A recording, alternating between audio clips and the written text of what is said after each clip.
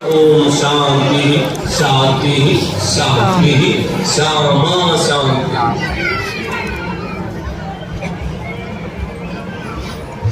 संतोष शांत भाव है।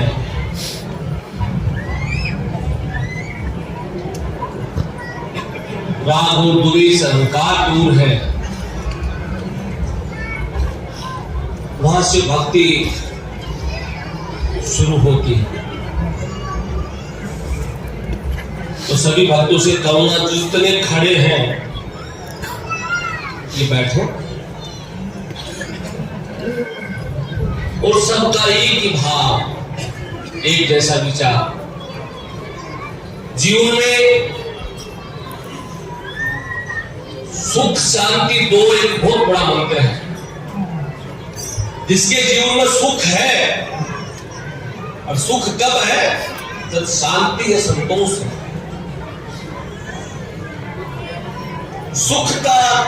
सुख को महसूस करना पड़ता है और शांति बनाए रखना पड़ता है।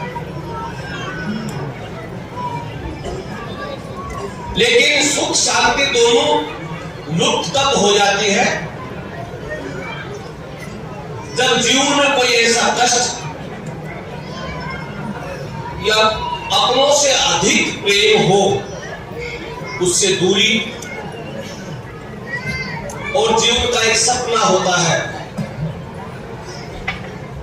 वो सपना पूरा नहीं होता व्यक्ति का, और सुख और शांति दोनों जीवन में महसूस नहीं कर सकता वो। इसलिए कुछ चीजें, कुछ बातें परमपिता परमात्मा पे छोड़नी पड़ती है भाई, और एक दूसरे को देख करके जीवन जीने की शुरुआत करनी पड़ती है। एक दूसरे को कष्ट को देख करके अपने कष्ट से तुलना करनी पड़ती है।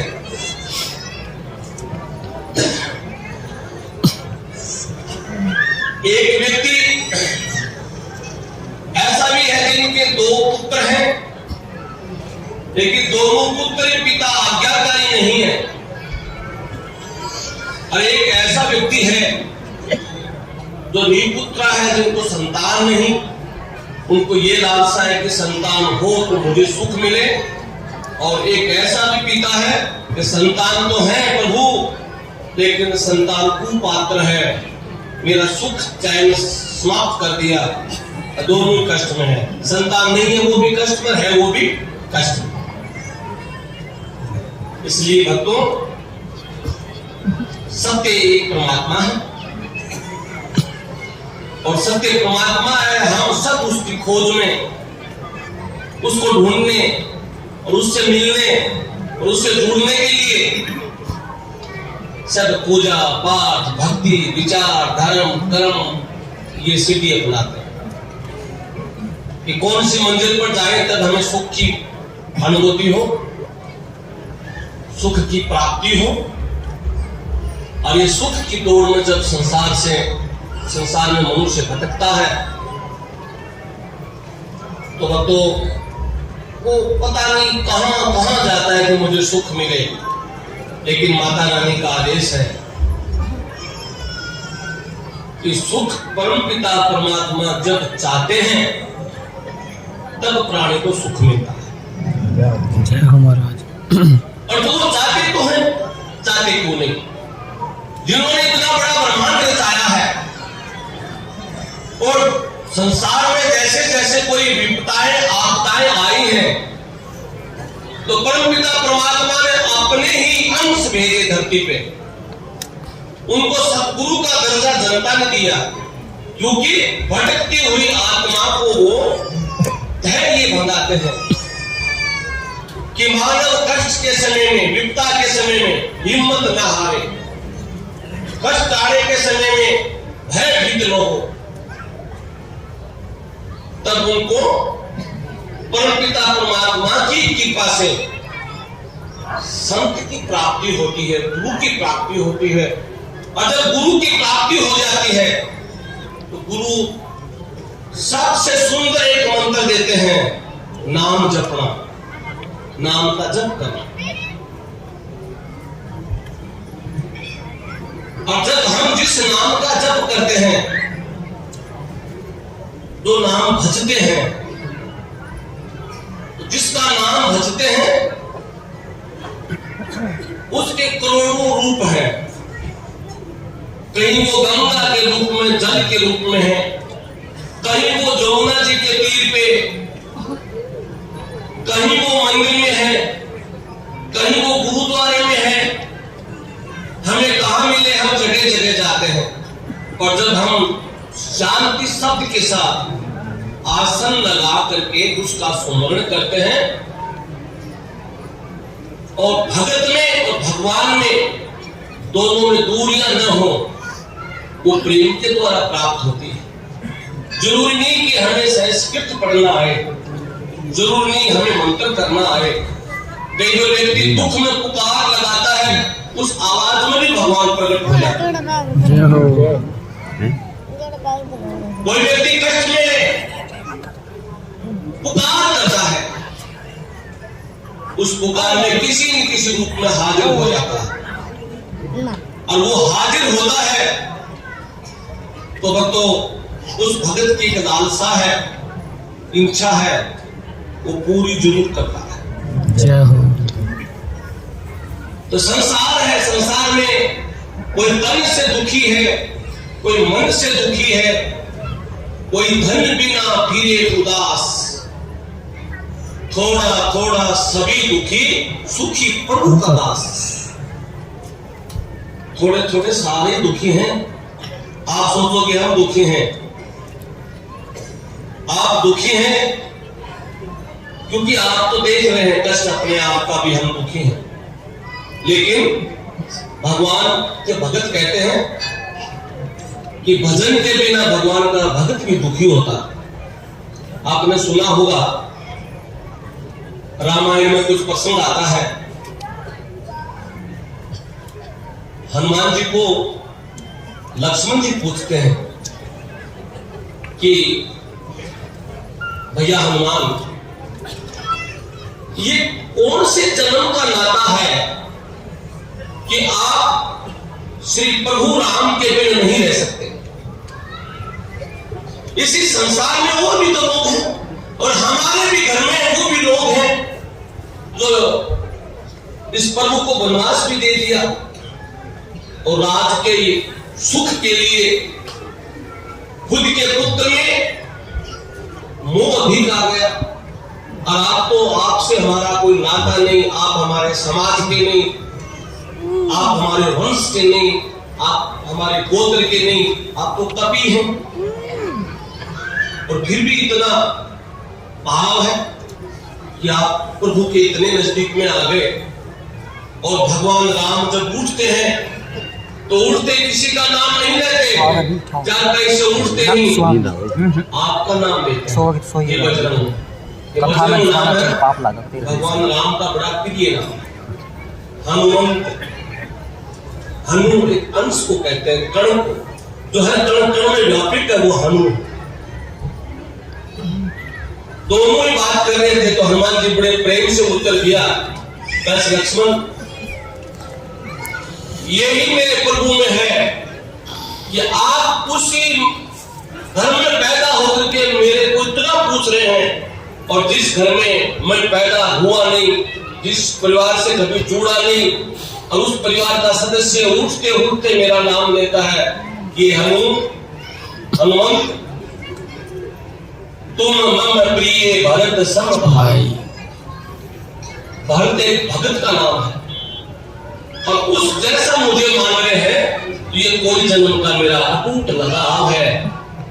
और दूसरा सुन, संसार में जितने भी अणु हैं, जो भी कण है, वो सब भगवान के अंश हैं। इसलिए मेरे प्रभु ने मुझे पहचान लिया कि मैं भी एक कण हूं और प्रभु के चरणों का कण हूं, इसलिए मेरा इनसे लगाव। तो भक्तों, भगत का एक लगाव होता है भगवान से। आप यहां आए हैं, सारे कष्ट थोड़ी जुड़े हुए हैं। हो सकता है किसी के बेटे के तकलीफ हो, किसी के घर में कोई समस्या हो, किसी के धन की कोई समस्या हो, किसी के संतान की कोई समस्या हो, कोई निसंतान है उसके समस्या हो, या जीवन में हजारों समस्या होती है, लेकिन कई ऐसे लोग बैठे हैं जिनको कोई समस्या नहीं है, लेकिन माता भवानी से उनका प्रेम है, इस भूमि को पूजने के लिए आते हैं। और जब उनमें कष्ट आता है वो सब मैया के चरणों में छोड़ देते कि माता अपने आप देखेगी। जब कोई समस्या आती है मैया अपने आप ही करेगी, क्योंकि वो समर्पित है, और समर्पित है उसको सुमरण करने की जरूरत नहीं, क्योंकि वो तो समर्पित है। तेरा तुझको अर्पण चला गया मेरा। इस प्रकार हनुमान जी ने उत्तर दिया था कि मैं प्रभु के समर्पित हूं, इसलिए हरि बिना मैं नहीं रह सकता, और मेरे प्रभु मेरे से लगाव करते हैं। इतने पीछे से श्री राम बोले, हनुमान आप बिना मैं भी नहीं रह सकता। ये लगाव होना चाहिए भगवान से कि आप उसके समर्पित है तो वो आपके समर्पित है। और भक्तों, ये प्रभु की बारी है, ये भगवान की पूरी लीला है, और ऐसी जगह में आप तपस्या करने के लिए आए हो संत के जैसे। अमरपुरा धाम आप सबको मालूम है कि भगवान श्री राम के भ्राता लक्ष्मण और लक्ष्मण जी के अवतार श्री पाबूजी महाराज जो गो भगत थे, ऊंच नीच जाति पाति छुआछूत मिटाने के लिए उस समय में मुगली आजम राज होता था मुगलों का, उस समय उनका विरोध करके गायों की रक्षा की, गरीबी की रक्षा की, नारी की रक्षा की, और प्रत्येक परेशान प्राणी की रक्षा की। उस समय में अवतरित हुए, क्योंकि मैं तो कह रहा था ना, भगवान अपना रूप भेजते हैं। तो जब भी कोई संत पुरुष देव पुरुष आता है ना, वो भगवान भेजते हैं कि जाओ ये काम आपको करना है, और आपको ये कार्य करना है। अमुक काम की जिम्मेवारी देते हैं। जैसे मुगलों के समय में बहुत से ऐसे भगत हुए हैं, गुरु गोविंद सिंह जी जैसे, अत्याचार नहीं देखा गया, वो गायों की हत्या नहीं देखी गई, हिंदुत्व खतरे में हो गया, बाहर बेटे की इज्जत लूटी जा रही थी, नहीं देखा गया। खुद और अपने बच्चों को उस युद्ध में कूदा दिया, कूदो और जंग लड़ो धर्म की। और किसकी मदद करना धर्म, कोई धर्म है, किसको शांति पहुंचाना, किसको सुख देना, खुद का कष्ट सहन करने के बावजूद खुद को कष्ट दे करके दूसरे की रक्षा करना, ऐसे वीरों को ही प्रणाम किया जाता है। आप तो वैवाहिक सुख के लिए आए हो, तो जितने भी घर के मुखिया हो, आप अपने परिवार के गार्जियन हो, और जो घर का मुखिया होता है ना, वो जो फैसला लेता है, कई बार वो फैसला सही भी हो जाता है, उल्टा भी हो जाता है। इसलिए आप अपने ऊपर एक मुखिया और बनाओ। आप तो मुखिया हैं, जैसे आपका बच्चा कोई किसी को नुकसान कर दे, पड़ोसी हुलाना लेकर के आपको कहेगा कि अमुक परेशानी आपके बच्चे ने कर दी, आप कहोगे समझाएंगे भैया, माफी दे दो, दोबारा नहीं करने देंगे, ठीक है। आप करोगे तब आपको कौन समझाएगा? समझाने आने लगे तो आप तो लड़ाई लड़ोगे। इसलिए आप अपने ऊपर भी एक ऐसी शक्ति बनाओ, अपने ऐसे मुखिया बनाओ, अपना कोई गार्जियन बनाओ कि हमेशा उसको हम कह सकें कि मैं मूर्ख खल खामी कृपा करो। प्रभु मुझे ऐसा ज्ञान दीजिए, ऐसी शक्ति दीजिए, ताकि मैं क्रोध को शांत करूं और मेरे अंदर बदले की भावना न हो, और धर्म की रक्षा के लिए मैं अच्छा काम करूं। और धर्म की रक्षा भी मैं जब कर पाऊंगा प्रभु जब मेरे अंदर भक्ति हो, मेरे अंदर दया होगी। और दया और धर्म दोनों मूल एक जड़ है। उसी जड़ पर जो पौधा होता है ना, उसकी नीम, उसकी जड़, उसके पत्ते हमेशा हरे रहते हैं। जय हो। तो आज माता से क्या मांग के जाना है? दया और धर्म। धर्म किसे कहते हैं? धर्म है मानवता की रक्षा करना, परेशान कोई भी प्राणी हो उसकी रक्षा करना। और धर्म है प्रकृति से प्रेम करना। प्रकृति है ना, इससे प्रेम करना सबसे बड़ा धर्म है। धर्म ये नहीं है कि भाई आप गुरुद्वारे तो जाके भंडारा करके आ गए,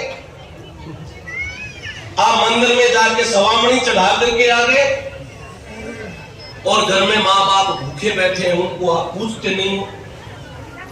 ये धर्म नहीं है, ये पुण्य नहीं है। पुण्य वो है कि घर को मंदिर बनाओ और उस जैसे यहां आप शांति की अनुभूति कर रहे हो या सुख शांति मांगने आए हो, क्योंकि मंदिर है, इसमें मुखिया भगवान। तो भक्तों, आपको भी मैं कहना चाहूंगा, आप भी अपने घर को मंदिर बनाएं, मंदिर का रूप दे। मंदिर में एक भगवान की तस्वीर होती है और आप उसके आगे 10 मिनट बैठ करके प्रार्थना करते हो कि प्रभु मुझे ये देना, ये करना, ये करना, कष्ट काटना। उसको सुना रहे हो, लेकिन उसको सुना तो रहे हो, लेकिन आप घर में किसी की सुन नहीं रहे हो। आप बच्चों की नहीं मान रहे हो, माँ बाप की नहीं सुन रहे हो, भाइयों की नहीं सुन रहे हो, सबके परिवार के खिलाफ चल रहे हो और भगवान से आप कुछ मांग रहे हो। तो माता का संदेश है, सबसे पहले तो घर को सुंदर बनाओ। और भक्तों, जिसकी औलाद सुखी, औलाद अच्छी है ना, उस माँ बाप का जीवन स्वर्ग से भी बढ़ करके है, शास्त्र कहते हैं। गरीबी उम्मीद तो होता है कि चक्कर है भाई, चलता रहता है। तो पुत्र पिता को पूछे कि पिताजी स्वास्थ्य ठीक है, या पुत्र पिता को कहे कि चिंता मत करो पिताजी, सब अच्छा होगा। और पिता पुत्र को कहे बेटा मुझे तेरी चिंता है। ये दोनों बात अगर होती रहे, सास बहू को कहे कि बेटा घर तुम्हारा है, और बहू सास को कहे कि माता जी चिंता मत करो, वहां से सुख की शुरुआत हो जाती। और सास बहू को कहे कि तुम्हारे माँ बाप ने कुछ सिखाया ही नहीं, माँ बाप के साथ तो 20 साल रही है, 80 साल तेरे घर में रहनी है, इस घर में 50 साल से बोलना आपने नहीं सीखा, तो ये कैसे सीखे? ये क्यों कहना चाह रहा हूं भक्तों में?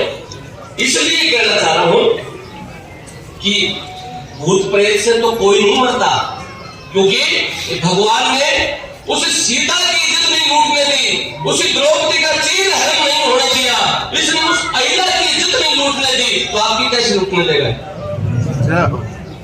भूत प्रेत से चिंता नहीं करना कि भगवान अपने भगत को नहीं डूबने देते। चिंता उस बात की करना कि जिंदगी की शुरुआत कैसे कर। चिंता इस बात की करना कि ये मुसाफरी काटने के लिए आए, ये ट्रेन में बैठे हैं, इसमें सारे लोग बैठे हैं। अब किसी को लुधियाना उतरना है, तो किसी को दिल्ली उतरना है, तो किसी को बॉम्बे जाना है, ऊपर नीचे बैठे हो सारे। इस मुसाफरी में एक दूसरे का परिचय होकर के जो अच्छे भाव जुड़ जाए, तो ट्रेन की यात्रा भी जीवन में कई बार याद रहती है। इस प्रकार अच्छे कर्म करके जाओगे तो आपकी मुसाफरी आने वाली पीढ़ी को याद रहेगी। आइए शुरुआत भक्ति से हो, नाम की जाप करने से हो, सुमरण करने से हो। आज जब भी किसी महान आत्मा का जन्म दिवस आता है ना भक्तों, उसमें बहुत कुछ सीखने को मिलता। आज तो सुंदर ऐसा योग है, एक तो नवरात्र है और विक्रम संवत 2081 नया वर्ष लगा है। और नया वर्ष जब लगता है तो सब कुछ नया ही नया है। नया क्या है? हम लोग तो दक्षिणी सभ्यता में चल पड़े। दिसंबर 31 दिसंबर को रात में 12 बजे नया वर्ष मनाने लगे। जो रात के 12 बजे देवताओं के मंदिर के पट भी बंद रहते हैं। रात के 12 बजे पशु पक्षी भी पेड़ पौधों अपने अपने बच्चों के साथ बैठ जाते हैं। रात के समय में बूढ़े बूढ़े अपने माँ बाप शाम को 8 बजे भोजन करके विश्राम करने लग जाते हैं। और जब पूरी दुनिया में देवता विश्राम करें, बुजुर्ग लोग विश्राम करें, पशु पक्षी भी शांति से विश्राम करें, रात बड़ी ठंडी हो, उस समय में रात के 12 बजे को नया साल थोड़ी होता है, नया दिन थोड़ी होता है, उसमें कोई नया नहीं। सर्दी शुरू होती है, सर्दी में क्या नया भाई? सर्दी में तो पेड़ पौधे भी, पशु पक्षी भी सारे परेशान हो जाते हैं। जब षष्ठ की रचना हुई और इसको साक्षात प्रत्यक्ष में दिखाया उज्जैन नगरी के राजा वीर विक्रमादित्य ने, जो देवताओं के साथ रह करके और ज्योतिष के बड़े विद्वान थे, उन्होंने विक्रमादित्य के समय में एक संवत शुरू हुई। उसी संवत में संतों ने निर्णय लिया कि सृष्टि जब रची तो प्रथम दिन अग्नि, ये पृथ्वी है ना, विज्ञान भी पढ़ते हैं उसमें भी आता है, सूर्य का गोला पृथ्वी पर गिरा, धीरे धीरे ठंडा हुआ, उसके एक ग्रह बना जिसका नाम रखा गया पृथ्वी, अर्थ, जो बड़ा नाम है सबने। तो जब अग्नि गिरी उस दिन से ये भगवती आग गोले के रूप में, अग्नि के रूप में, ज्वाला के रूप में जब प्रकट हुई, संतों ने धीरे धीरे यज्ञ के द्वारा इसको भक्ति से जोड़ा। इसलिए नए वर्ष की शुरुआत नवरात्रों से शुरू होती है, क्योंकि नौ का एक ऐसा शब्द है, उसमें सब नो आता रहता है। इसलिए भाई नया वर्ष शुरू होता है ये विक्रम संवत 2081 और चैत प्रतिपदा को। और चैत प्रतिपदा में नया क्या क्या है? जैसे नवरात्रे शुरू होते हैं, आपको मालूम ही है कि सर्दी का मौसम चला जाता है और बारिश होती हुई सूखा रहता है। इस समय में भी हरियाली होती है, पेड़ के पुराने पत्ते टूट जाते हैं, नए पत्ते आ जाते हैं, प्रकृति हरी भरी लगने लग जाती है बिना बारिश। नया खेत खलियानों में अनाज शुरू होता है, किसान लोग अनाज निकालते हैं। अभी तो आएगा ना अनाज इसी महीने में नया। इस महीने में नवरात्रे और भगवान श्री राम का जन्म दिवस इसी चैत में आता है। वो कब है? आज है। तो आज नवरात्रों की नवमी भी है और विष्णु अवतार भगवान मर्यादा पुरुषोत्तम श्री राम, उसका भी आज जन्मोत्सव है। इसलिए अवधपति श्री राम को सब भक्तों की तरफ से और हमारी तरफ से भी कोटि कोटि प्रणाम। हे रघुनंदन, वाकई में आपकी बड़ी कृपा है, बिना कर्म किए ही आपने अपने भक्तों को त्यागा है। चाहे सूरदास हो, चाहे सजन कसाई हो, चाहे धनु हो, चाहे मीराबाई हो, चाहे अहिल्या हो, चाहे संसार में कितना भी बड़ा परेशान कोई व्यक्ति हो, सबको त्यागा है। तो रघुनंदन, आज आपका जन्मोत्सव आप ऐसी कृपा करें कि आपका रचाया हुआ संसार, इसमें हम लोग भी बैठे हैं, हम सबका भी आप कल्याण करें, सबकी रक्षा करें। ये सीता माँ, ये जगदम्बा, आप भी हमें शक्ति और भक्ति दें।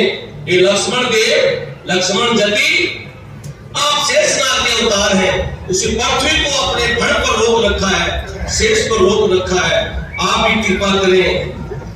गुरु महाराज शंकर भगवान आप भी दया करें, नवदुर्गा मैया आप भी रक्षा करें, ताकि हम अमरपुरा धाम में यज्ञ देखने के लिए आए हैं, ये यज्ञ हमारा विधि विधान से संपन्न हो और कल से हमारे जिंदगी की शुरुआत एक ताजा फूल की तरह शुरू हो, हरियाली की तरह शुरू हो, ताकि अगली साल जब रामनवमी पे आए तब तक बीच का समय, बीच का वक्त आपकी कृपा से राम राज्य जैसा व्यतीत हो। ऐसी प्रार्थना के साथ मैं यज्ञ की शुरुआत करता हूं।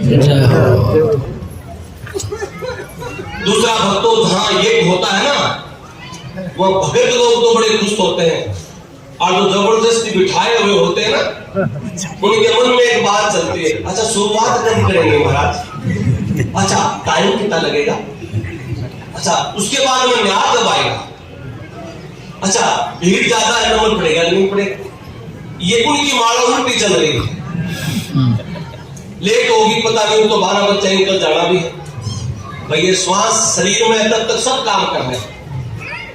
और मैं चाहता हूं कि कितने भी टाइम आप बैठे, चाहे आधा मिनट बैठे, चाहे 5 दिन बैठे, चाहे पूरे जिंदगी आप प्रभु से जुड़े, लेकिन जुड़े तब तक श्रद्धा और मन से जुड़े। जय हो। क्योंकि बहुत से संतों ने कहा, एक घड़ी आधी घड़ी आदि से पुनिया, तुलसी संगत साध की कटे करोड़ अपराध। करोड़ों पाप है ना, वो दूर हो जाते हैं केवल सदा से आधे मिनट बैठ जाता तो। और नहीं बैठे रहो, चिंता करते रहो, बैठ तो गए कैसे उठे। तो मेरा कहना है बड़ी लगन से बैठना, यज्ञ देखना, और इस धाम का एक नियम है, ये सारे बराबर है। ये नहीं कि हम तो बड़े पैसे वाले हैं, नीचे नहीं बैठ सकते। पैसे वाला है तो एक गति बराबर है, गरीब है तो भी बराबर है, क्योंकि भगवान के तो चरणों में सब बराबर होते हैं। तो यहाँ आप बैठे हैं ना, इससे आप अपने शरीर को देखना, शरीर आपका है, शरीर आपका है, लेकिन शरीर आपका है तो आपका हक है, इसको ठीक रखो। फिर क्यों घुटने में दर्द हो रहा है, तेरा है तो ठीक कर ले। शरीर प्रकृति का बना है, और प्रकृति का बना हुआ शरीर, ये प्रकृति उसको मजबूत रख सकती है, तंदुरुस्त रख सकती है। हाँ, सुख दुख हमारे कर्म है, इसलिए इस शरीर को आधा 1 घंटा के लिए प्रकृति से जोड़ करके रखना। घुटने दर्द है तो होने दो, और आप कर भी क्या सकते हो रहा तो हो रही है, होने क्या तो हो ही रहा है। प्यास लगी है तब करो, रोको इसको एक बार। भूख लगी तो फिर रोको। संग की तरह एक बार शरीर को बस में करके आप 1 घंटा बैठिए। मैं विश्वास के साथ कहता हूं, उठोगे तो कुछ न कुछ लेके उठोगे। जय हो। आप बड़े बड़े तलवाओ ऐसे वो तो तबलाते रहोगे, बिना पानी मच्छी करती है वैसे कुछ मिलना नहीं। तो यहाँ का हमेशा से गुरु महाराज का एक नियम है कि जाति पाति ऊंच नीच छुआछूत यहाँ नहीं, यहाँ एक ही जाति है, मानव। मानव का धर्म है मानवता को जिंदा रखना, और मानवता वो है जो एक दूसरे को कष्ट न दे और सबके लिए सुख की प्रार्थना करे। और सनातन धर्म में भी भक्ति का प्रथम नारा है, धर्म की जय हो, अधर्म का विनाश हो, प्राणियों में सद्भावना हो, और विश्व का कल्याण हो। अपने संतों के लिए सब कल्याण, विश्व तक की शांति के लिए प्रार्थना करते हैं। और आप बैठे बैठे प्रार्थना करोगे, महाराज आज मेरा यज्ञ है ना, ऐसा यज्ञ बढ़ा दे कि मैं जुआ जीत जाऊं, तभी नहीं जीतूं। जुए में जीत होती तो पांडवों की होती, क्योंकि भगवान साथ थे, लेकिन भगवान ने उस जुए के खिलाफ थे। प्रभु पांडवों के साथ रहते हुए द्रौपदी को दांव पर लगाया, पांडवों को हारना पड़ा। भगवान धर्म की जय करते भाई, पाप का महत्व नहीं करते। इसलिए आज की प्रार्थना केवल वो प्रार्थना करनी है कि प्रभु हमारा जन्म आपने इस घर में दिया है, उस घर में हम थोड़े कष्ट में हैं, बेटे की समस्या है, घर में कोई काम नहीं हो रहा है, घर की तकलीफ में चल रही है, आप ऐसी कृपा करना कि मेरा घर एक मंदिर जैसा बने और आप वहां हमेशा आओ, आपका हमेशा आवागमन हो, और जहां भटकूं वहां आप मेरे गुरु हो, पिता हो, माँ हो, बंधु हो, भाई हो, सखा हो, तुम मेरे देव हो, मुझे ज्ञान देते रहना ताकि मैं संसार की मुसाफिरी सुंदर व्यतीत कर सकूं और आपके अंत में आपके दर्शन कर सकूं। जय हो।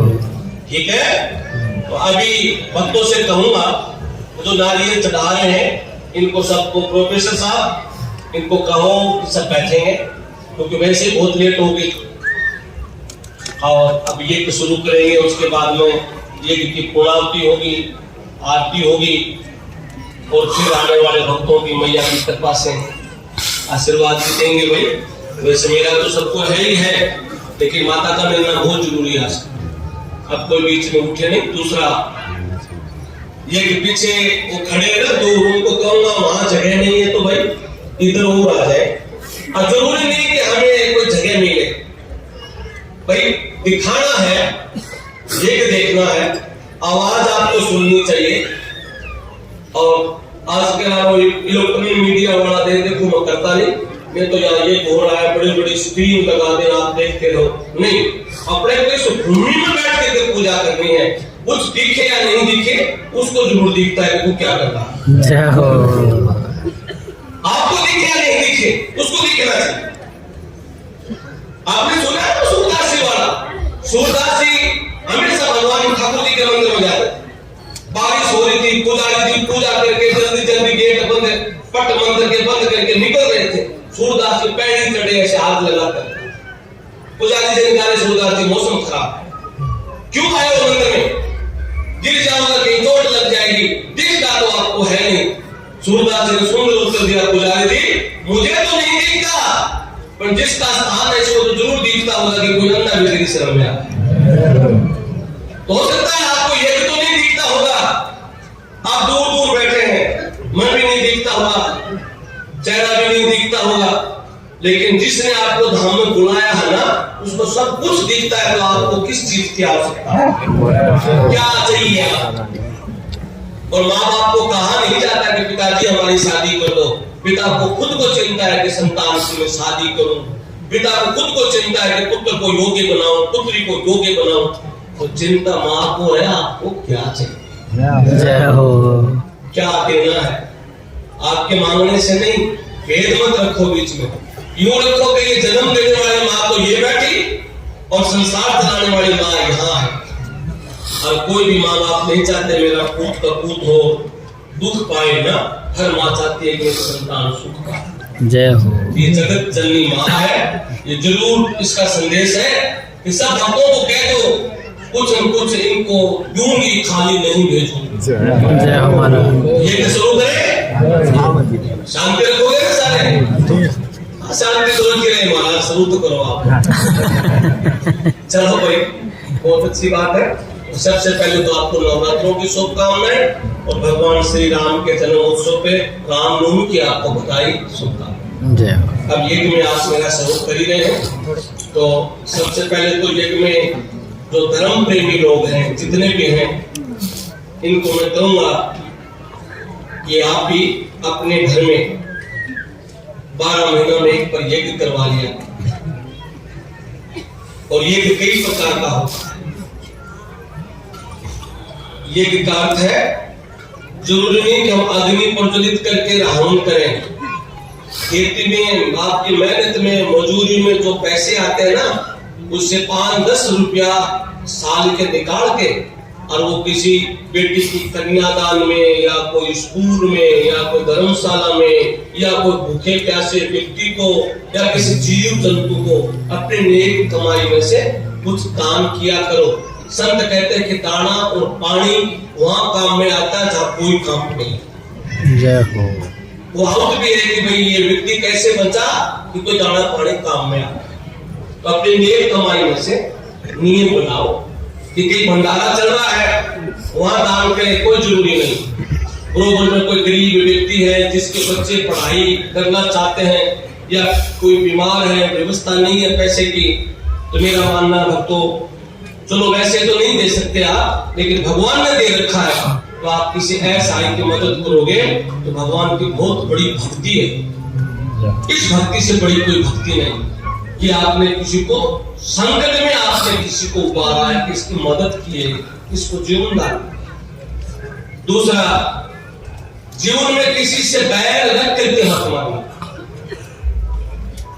रावण और राम का दोनों का बैर था, लेकिन रावण जैसे ही तीर लगते ही धरती पर गिरा और गिरते ही प्रभु राम ने धनुष नीचे छोड़ करके हाथ जोड़ करके रावण के आगे प्रणाम किया, महाराज माफ करना, मुझे क्षमा करना। लक्ष्मण ने कहा भैया क्या कर रहे हो, लोग देख रहे हैं, अपनी से लड़ाई चल रही है और इस लड़ाई में ये हार गया, आपको हाथ जोड़ के खड़े हो, रो रहे हो कि मुझे माफ करना। लक्ष्मण ने कहा तो राम ने तुरंत उत्तर दिया, हे राम, हे लक्ष्मण, धरती पर टिकने के बाद में वो मित्र हो जाना चाहिए, शत्रुता खत्म हो जाए। जय हो। ये अपना है। ये क्यों कहना चाह रहा हूं? आप कई बार भाई भाइयों में झगड़ा हो जाता है और जब समाज बैठ करके फैसला कर देता है ना, तो झुकने वाला पेड़ है, उसके फल है ना बड़े रसीले और मीठे होते हैं। आज ये भी सीख के जाना। कई बेटियां है ना, सास बोलती नहीं आपसे, बुढ़िया कुछ नहीं मांगेगी, 2 रोटी मांगेगी। कुछ भगत ऐसे बैठे हैं, भाइयों की संपत्ति के बारे में झगड़ा चल रहा है। ये भूमि गोपाल की है भाई, तेरे बेटे मौज कर लेंगे, भाई वाले भूख मर लेंगे, ऐसा कुछ नहीं। चोंच देता है, उसको दाना भी देता है। इचगल भी धरती में पड़ी रहती है, वो भी भोजन करती है। हाथी को एक मण चाहिए, वो भी भोजन करता है, और चींटी को एक कण चाहिए, उसको भी भगवान भोजन देता है। जय हो। इसलिए धन के लिए मत लड़ना, धर्म के लिए लड़ो। धर्म कौन सा? खुद के लिए लड़ो। और किससे लड़ना? खुद से लड़ो, दूसरे से नहीं लड़ो। खुद से लड़ना, खुद की लड़ाई खुद से लड़ो। गलती हो जाती है तब अपने मन को दोष दो कि तेरी कमी से मैंने गलत काम किया। अंदर सच्ची है वो आत्मा है, आत्मा कहे वो स्वीकार कर लेना, मन कहे उसके खिलाफ हो जाना, भक्ति वहां से शुरू होती है। आत्मा के पक्ष में रहना, और आत्मा सो परमात्मा, आत्मा तो सो भगवान, विष्णु, शिव, सारे देवता आत्मा। इसलिए आज की भक्ति में मन को रोकना। उठे, प्यास लगी, खड़ा हो जा, लेट हो रही है, इसको कह देना भैया अब 1.5-2 घंटा तो हमारा नहीं है, चुपचाप बैठा है। फिर आपको बैठे बैठे ले जाएगा। आप पूजा करने में ध्यान करोगे तो यहाँ से आपको दिल्ली ले जाएगा, कहीं खेत में ले जाएगा, कहीं वो गेहूं खड़े खेत में मौसम खराब हो वहां भी ले जाएगा, है शादी में जाना वहां भी ले जाएगा। इसको कह देना 1 घंटा कहीं नहीं जाएंगे, यहाँ बैठेंगे। उससे तार जोड़ करके रखना, अच्छी शुरुआत होती है। जय हो महाराज। आप सबको धाम में जो जितने भी ब्राह्मण समाज से आए, पीपल समाज से आए, इनको मेरा कोटि कोटि प्रणाम। आप ऐसी शक्ति और ऐसा आशीर्वाद दें मुझे, ये गच्छा संपन्न हो। कारण स्वामी बैरागी एक ही बात है, स्वामी समाज से आए उनको भी कोटि कोटि प्रणाम। आप आशीर्वाद दें, क्योंकि धनु भगत जैसे आपके वंश में ऐसे संत हुए तो साक्षात ठाकुर जी ने दर्शन दिए। चारण राजपुरोहित, वो भगत, समाज सुधारक, समाताएं, देवियां, सब भगत, सबको मेरी तरफ से प्रणाम। क्योंकि आप सबकी आत्मा में भगवान का निवास है। आपकी आत्मा ने मुझे आशीर्वाद दे करके जाए कि मैं छोटी सी आयु में ये भक्ति मैंने शुरुआत की और जिंदगी के आधे मोड़ पर खड़ा हो गया। आगे भी ऐसी मेरी भक्ति चले ताकि आप लोगों का कल्याण होता रहे। जय हो महाराज। धाम के आचार्य जी, धाम के शास्त्री जी, आपको भी प्रणाम। आपने बड़ी श्रद्धा से ये संपन्न करवाने जा रहे हो। सब सेवक, सब सेवादार, सबको हमारी तरफ से प्रणाम। जय माता की। भगवती आप सबके लिए और हमारे लिए शुभ फल लेकर के आएगी, मुझे विश्वास है वो फल सबको मिलेगा। जय हो। बोलिए विष्णु भगवान की जय हो। कृष्ण भगवान की जय हो। जो हमारे गुरु जी बोलते थे ना, आचार्य मोहनदास जी, कि जय ऐसी बोलो यमराज के पिंडी थर्रा। यमराज वो भी सोचे कि भगत जाग रहे। बोलिए नवदुर्गा भवानी की जय।